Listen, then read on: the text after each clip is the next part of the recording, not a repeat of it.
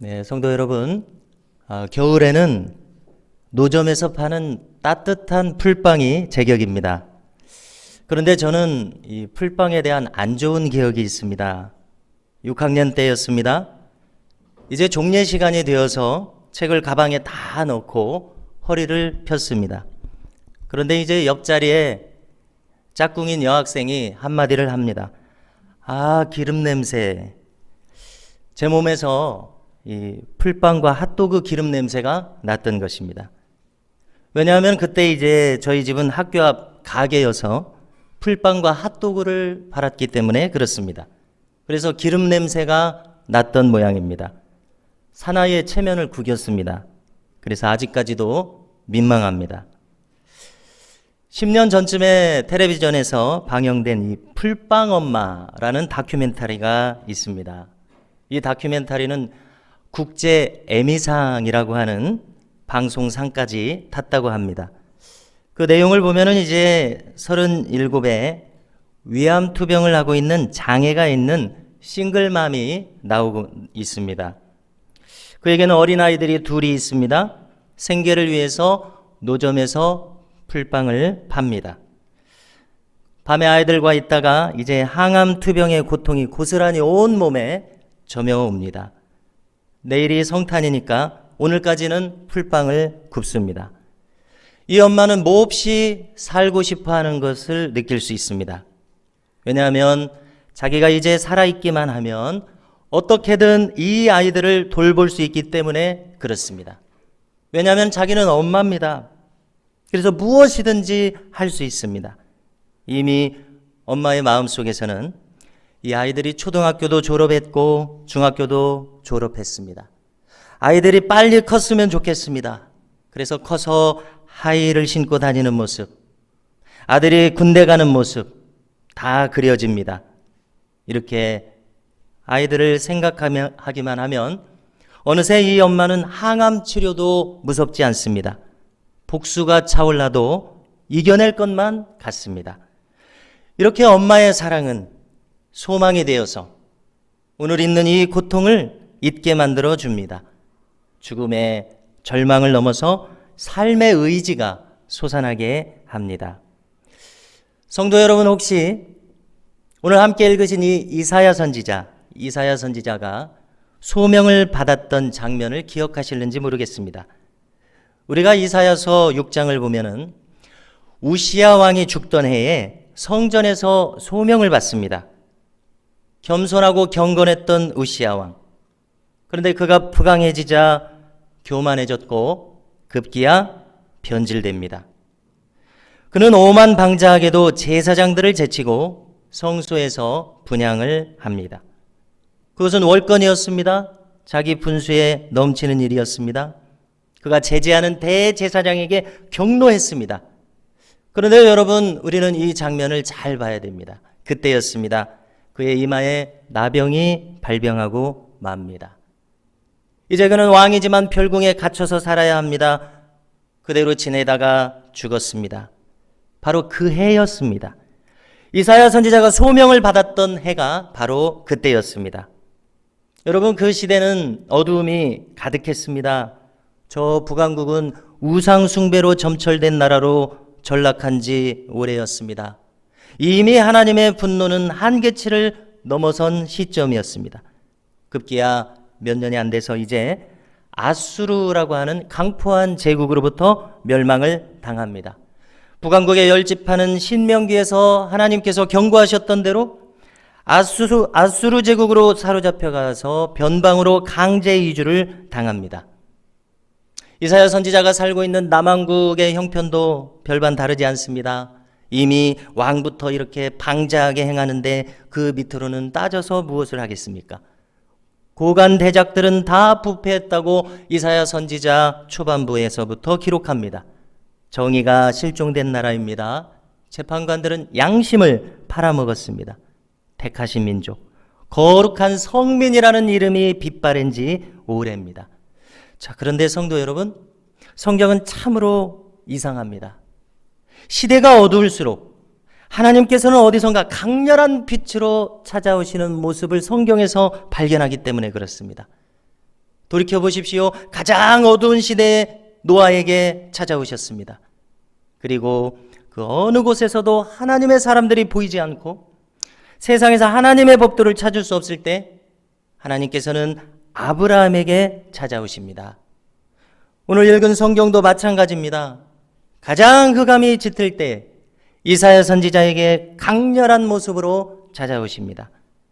우리가 이제 이사야 6장으로 가보시게 되면요, 성전의 문지방에서부터 구름이 가득 차오릅니다. 이사야 선지자가 바라보니까 날개가 6 달린 스랍 천사들이 사방에서 교창하는 모습이 보입니다. 들립니다. 거룩하다, 거룩하다, 거룩하다. 자, 이사야 선지자는 하나님의 거룩하심을 이 현장에서 온몸으로 경험합니다. 그리고 그 거룩하심을 몸소 느끼면 느낄수록 자신의 죄성을 더욱 뚜렷하게 느낍니다. 이렇게 그가 어쩔 줄 모르고 있을 때에 스랍 천사가 그에게 다가와서 숯불을 그의 입술에 댑니다. 그리고 그 입술을 지집니다. 입술은 더러움을 상징합니다. 그리고 말합니다. 내 죄가 사하여졌느니라 말씀합니다. 그리고 이어서 말씀하십니다. 이 땅 사방으로 하나님의 진노가 이제 임하겠다고 말씀하십니다. 그것이 너무나 당연하게 생각되고 이제 놀라서 아무 말도 못하고 있는 이사야에게 하나님은 계속 말씀하십니다. 그러나 거룩한 씨앗이 그루터기처럼 남아있을 것이라 말씀합니다. 성도 여러분, 이처럼 하나님께서는 흑암 중에서 멸망을 향해 치닫는 자기 백성들에게 어떻게든 찾아오셔서 말씀하시는 것을 보게 됩니다. 이것은 무엇입니까? 마치 조금 전에 풀빵 엄마의 그 본능적인 사랑처럼 그 절대적인 사랑이 아니고서는 설명할 수 없는 하나님의 사랑 때문입니다. 하나님의 본질에서부터 나오는 사랑 때문에 그렇습니다. 많은 사람들이 악을 택했어도 그루터기처럼 남아있는 거룩한 씨앗과 같은 자기 백성들을 통해서 아직 불길을 일으킬 수 있기 때문에 그렇습니다. 아직 불이 꺼지지 않았기 때문에 그렇습니다. 성도 여러분, 오늘 말씀이 왜 놀랍습니까? 오늘 말씀은 어떤 의미가 있습니까? 오늘 말씀의 의미는 이것입니다. 가장 깊은 흑암 속에서 한 줄기의 빛을 보여주기 때문에 그렇습니다. 그리고 그 빛이 점점 더 얼마나 강렬한 빛인지를 확연하게 보여주기 때문에 놀랍습니다. 여러분 1절을 보십시오. 스불론과 납달리, 갈릴리 이런 땅들이 나옵니다. 자, 이런 땅들은 어떤 곳입니까? 영적으로 어둠이 가득한 지역들입니다. 솔로몬 왕 이후로 벌써 200년이 흘렀습니다. 그런데 북왕국은 하나같이 다 악한 왕들이라고 기록합니다. 하나같이 다 우상 숭배자라고 기록합니다. 어두움이 가득한 곳입니다. 어찌 징벌이 임하지 않겠습니까? 외국의 침략이 잦은 곳들입니다. 그리고 얼마 안 있으면 이제 아수르에게 멸망을 당해서 주민들이 강제로 저 먼 타국으로 이주를 당할 운명입니다. 여러분, 우리가 예수님 시대에 갈릴리 나사렛은 어떤 곳입니까? 사람들에게 무시당하는 지역입니다. 이스라엘의 사람들, 방백들은 말합니다. 제사장들은 말합니다. 나사렛에서 무슨 선한 것이 나오겠느냐? 변방인데다가 민족의 정통성도 없습니다. 혼혈인들이기 때문에 그렇습니다. 힘없는 주민들은 그저 속절없이 로마 제국의 수탈을 당하는 불쌍한 곳입니다. 그 땅에 무슨 소망이 있다고 사람들이 말하겠습니까? 그런데 오늘 이사야 선지자는 말합니다. 이렇게 어둠이 가득하고 죄악이 가득하고 심판처럼 심판받아서 폐허처럼 황량한 이곳에 이사야 선지자는 말합니다. 큰 빛을 보겠다고 말씀합니다. 1절과 2절을 다시 읽어드리겠습니다. 전에 고통받던 자들에게는 흑암이 없으리로다. 옛적에는 여호와께서 스불론 땅과 납달리 땅이 멸시를 당하게 하셨더니 후에는 해변길과 요단 저쪽 이방의 갈릴리를 영화롭게 하셨느니라. 흑암에 행하던 백성이 큰 빛을 보고 사망의 그늘진 땅에 거주하던 자에게 빛이 비치도다. 아멘. 이렇게 선포합니다. 흑암에 행하던 백성이 큰 빛을 보고 사망의 그늘진 땅에 거하던 자에게 빛이 비치도다. 여러분, 이것이 무슨 뜻입니까? 흑암과 죄악에서 건져주실 메시아가 오시겠다는 예언임을 믿으시기 바랍니다. 여러분, 우리가 아주 강한 희망사항을 내가 말할 때 어떤 식으로 말합니까? 자전거를 가지고 싶습니다. 그럼 우리가 어떻게 말하죠? 아, 저 자전거 가졌으면 좋겠다. 가졌으면이라고 말합니다. 이미 가지고 있는 것처럼, 아직 가지고 있지도 않았는데 가졌으면, 이미 이루어진 것처럼 말하는 어법을 우리가 가지고 있습니다. 자, 그런데 가만히 보면 한국말도 이렇게 표현하지만 영어도 그렇게 말합니다. 헬라어나 히브리어도 다 그렇게 말합니다. 영어에서 가정법이라고 하면서 가르치지 않습니까? 이미 이루어진 것처럼 강한 희망은 이렇게 과거로 말하게 됩니다. 아직 없는데도, 아직 오지 않았는데도 이렇게 말합니다. 지금 이사야 선지자가 그렇게 말하고 있습니다. 이사야 선지자가 지금 기대하고 바라보고 확신하고 자기의 영의 눈으로 바라보고 있는 것이 이것입니다. 그리고 그는 무엇을 보고 있습니까? 이렇게 빛이 임했을 때 큰 기쁨이 임하는 것을 그는 보고 있습니다. 그것은 3절에서 5절까지 나와 있습니다. 그것을 간단히 말씀드립니다. 첫째로 그것은 추수의 기쁨과 같습니다. 둘째로 그것은 전쟁 승리의 기쁨과 같습니다. 여러분, 지금 시대가 아니라 고대 시대에 추수의 기쁨처럼 큰 기쁨이 어디 있겠습니까? 1년 동안 고생한 결실일 것입니다. 자식들을 이제 키우면서 살림살이에 큰 숨통이 트일 것 아닙니까? 자, 우리 조상들도 보십시오. 한가위 보름달을 맞아서 추수하고 나서 강강술래하면서 돕니다. 기쁨으로. 쾌지나 칭칭나네하면서 기뻐합니다. 추수의 기쁨이 이처럼 사람을 기쁘게 합니다. 또 고대에는 전쟁에서 승리하면 특별한 기쁨이 있습니다. 그것은 구체적으로 전리품을 취하는 기쁨입니다. 적이 버리고 간 고가의 물건들, 식량들, 군량미로 쓰려던 식량들과 짐승들을 내버리고 도망갑니다. 그것들을 거둬들입니다. 어떤 사람은 쉽게 말해서 팔자를 고칠 수도 있습니다. 금덩이 같은 것을 주울 수도 있습니다. 요즘식으로 말하자면 로또를 맞는 것에 비할 수 있습니다. 그래서 목숨을 걸고 용병으로 나서기도 합니다. 팔자를 고칠 수 있기 때문에 그렇습니다. 그리고 또 무슨 기쁨이 있습니까? 이 전쟁에서 이기게 되면 압제에서 벗어나는 기쁨이 있습니다. 여러분들, 우리 조상들을 한번 떠올려 보십시오. 임진왜란이 끝났다고 한번 상상해 보십시오. 일제가 망해서 8.15 해방을 맞은 순간을 한번 상상해 보십시오. 펄펄 뛰면서 기뻐하지 않겠습니까? 이와 같은 기쁨이 임하겠다고 이사야 선지자가 말합니다. 그리고 이사야 선지자는 이제 6절에서 그 큰 빛, 그리고 그것으로 인해서 다가올 그 기쁨의 구체적인 내용이 무엇인지를 알려줍니다. 6절에 있습니다. 읽어드리겠습니다. 이는 한 아기가 우리에게 낳고 한 아들을 우리에게 주신 바 되었는데 그의 어깨에는 정사를 메었고 그의 이름은 기묘자라 모사라 전능하신 하나님이라 영존하시는 아버지라 평강의 왕이라 할 것임이라. 아멘. 확실한 메시아 예언임을 기억하시기 바랍니다. 그것도 구체적인 메시아의 인격에 대한 예언입니다. 저는 이렇게 생각합니다. 신자라면 누구라도 이 말씀을 신비에 새겨야 할 말씀이라고 생각합니다. 우리가 살아가면서 언제나 우리의 가슴에서 꺼내서 다시 음미하며 소망할 말씀이라고 믿습니다. 우리가 유명한 핸델의 오라토리오 메시아의 한 파트를 차지하는 가사가 되기도 합니다. For unto us a child is born. 우리에게 한 아들이 나셨도다. 우리가 익숙하게 들을 수 있는 멜로디일 것입니다. 여기서 한 아들을 주셨다고 말합니다. 여러분, 주전 700년 전쯤에 이사야 선지자가 이렇게 말합니다.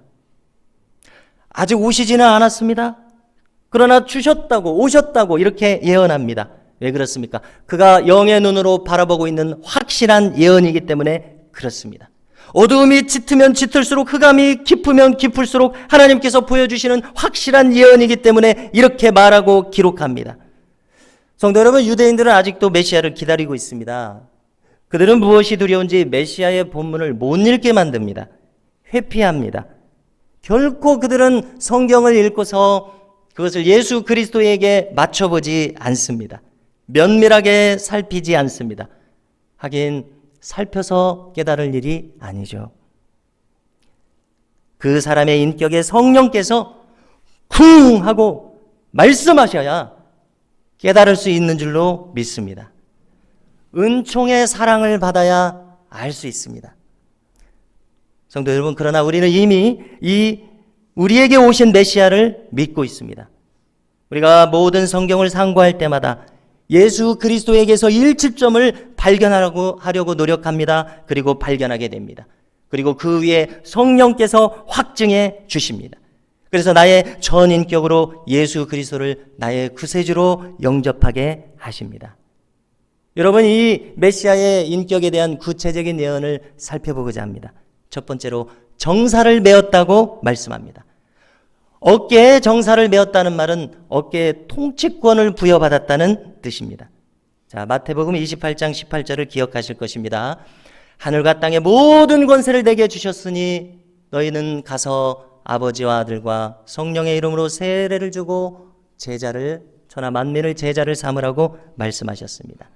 하늘과 땅의 모든 권세를 주셨으니 나아가라고 말씀하십니다. 자, 그런데 어떻게 그것을 받았습니까? 빌립보서 2장 8절 이하를 읽어드립니다. 자기를 낮추시고 죽기까지 복종하셨으니 곧 십자가에 죽으심이라. 이러므로 하나님이 그를 지극히 높여 모든 이름 위에 뛰어난 이름을 주셨다고 말씀하십니다. 이제 계시록 19장 16절로 가겠습니다. 백마를 타고 피 뿌린 옷을 입고 금관을 쓰고 예수님께서 등장하십니다. 그런데 이 예수님의 다리에 이름이 쓰여져 있습니다. 기록되기를 만왕의 왕이요 만주의 주라 이렇게 쓰여져 있습니다. 확인해 보십시오. 그리고 계시록 5장을 보십시오.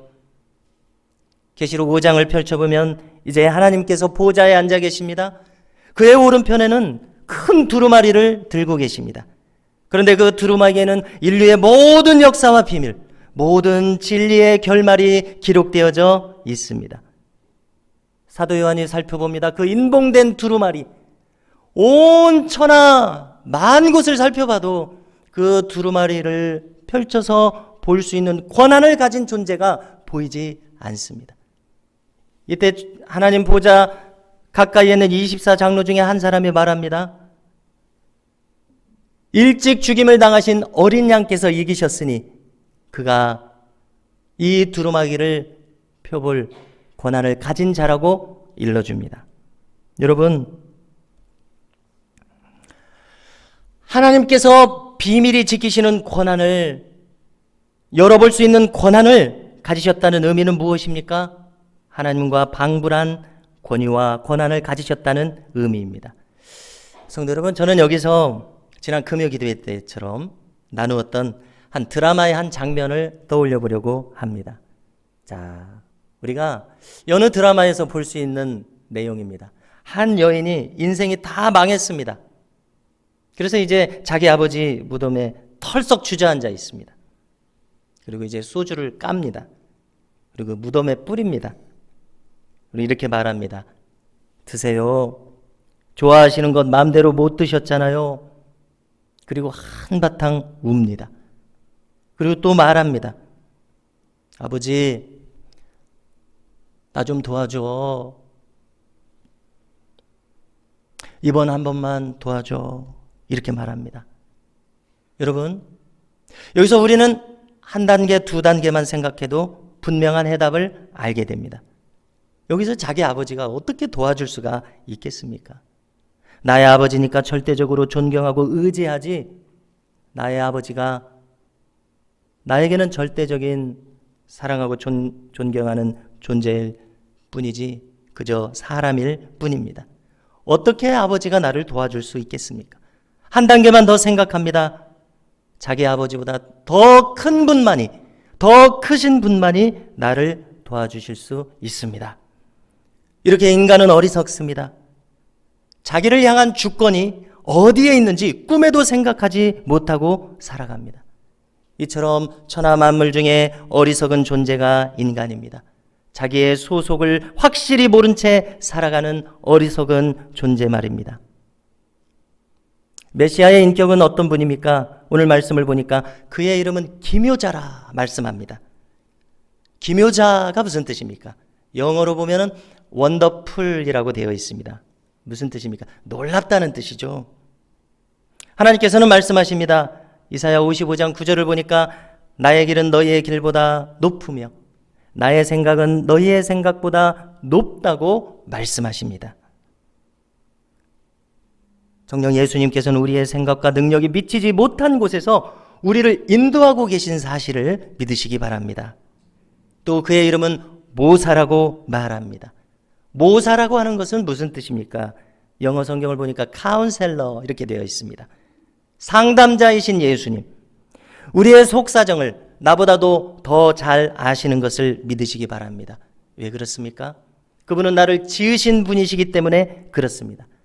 내가 지금 마땅히 가야 할 길을 알고 계시는 주님, 우리는 그 주님께 나의 길을 물어야 할 것입니다. 먼저 나의 판단과 결정을 내려놓는 단계가 필요합니다. 내가 틀릴 수 있다는 것을 우리는 인정해야 합니다.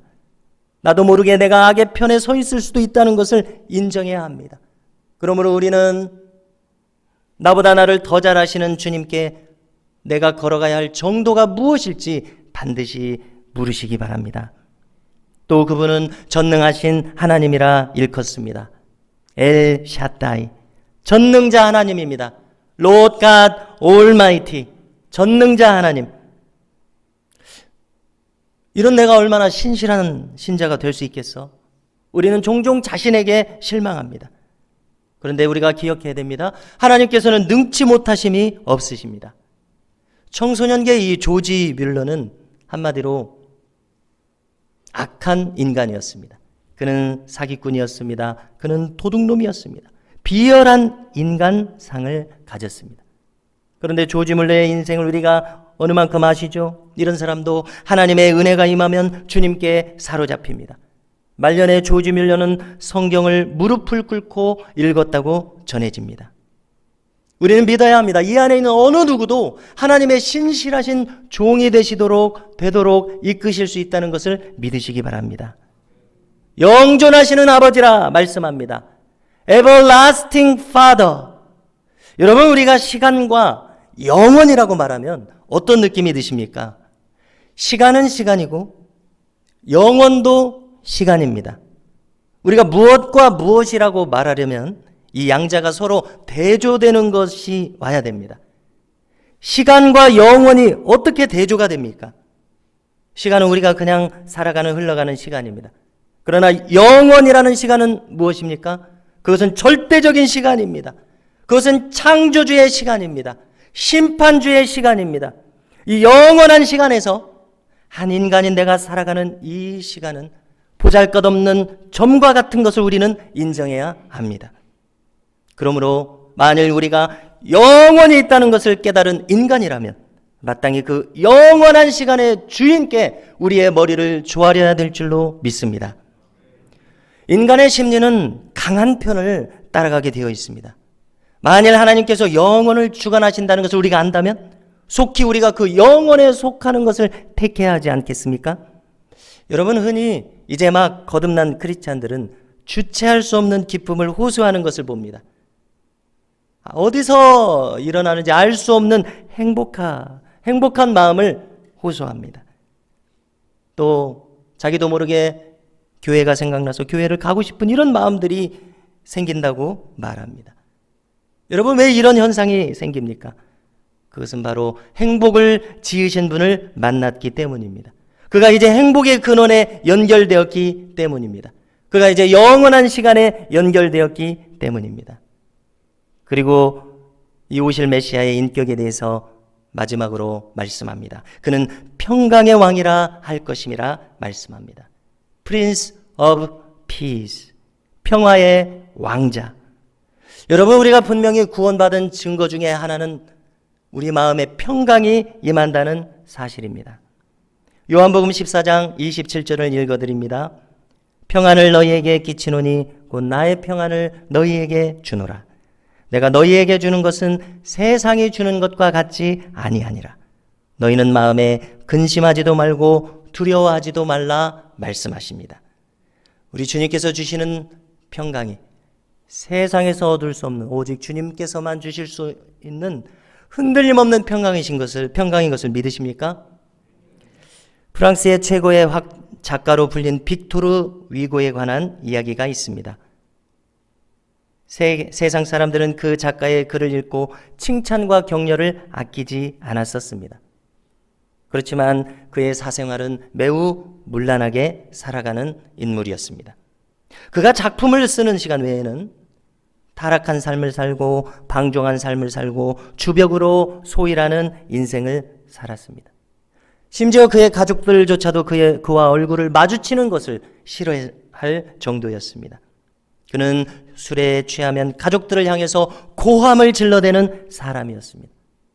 그럼에도 불구하고 빅토르 위고는 자기의 가족들을 사랑했습니다.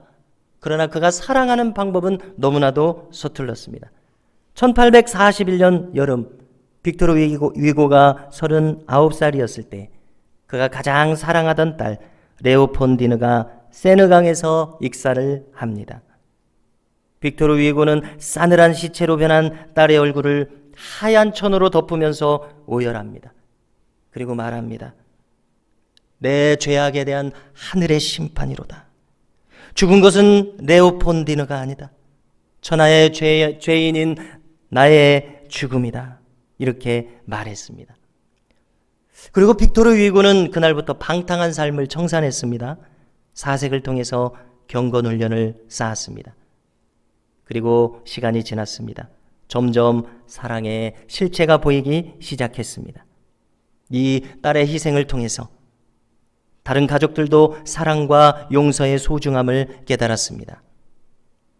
그래서 이제 빅토르 위고는 자신의 그 어두운 과거를 돌아보면서 프루의 명작을 집필하기 시작합니다. 바로 그 작품이 레 미제라블입니다. 무슨 뜻입니까? 가련한 사람들. 그 안에 이런 이야기가 나옵니다. 훔친 은촛대를 선물했다고 말하면서 장발장을 보호해주는 미리엘 신부가 나옵니다. 그리고 후일 장발장도 그 신부처럼 자비롭고 희생적인 인물이 됩니다. 평생 자신을 추적했던 하이에나와 같은 그 자베르 경감마저 감화시키는 인물이 됩니다. 이렇게 레미제라블은 장발장이 얻은 주님의 평화를 전합니다. 성도 여러분, 성탄의 주인공이신 예수님, 메시아이신 그리스도께서만이 오직 우리의 심령에 영원한 평강을 가져다 주시는 것을 믿으시기 바랍니다.